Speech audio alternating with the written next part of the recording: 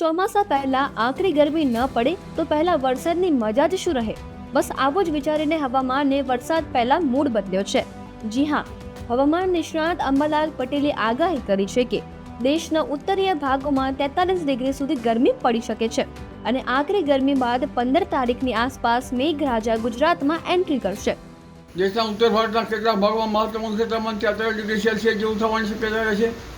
ઉત્તર ગુજરાતના ભાગોમાં મહત્તમ ઉષ્ણતામાન 4 ડિગ્રી સેલ્સિયસ, કોઈ ભાગમાં 41 ડિગ્રી સેલ્સિયસ એટલે કે 38થી 41 ડિગ્રી સેલ્સિયસ ઘણા ભાગોમાં રહેવાની શક્યતા રહેશે। કે તારીખ 14-15માં એક સિસ્ટમ બની રહી છે બંગાળ ઉપસાગરમાં અને આ સિસ્ટમનો માર્ગ પણ લગભગ ગુજરાત તરફ આવવાની શક્યતા રહેશે, જેના કારણે ગુજરાતમાં વરસાદ થવાની શક્યતા રહેશે।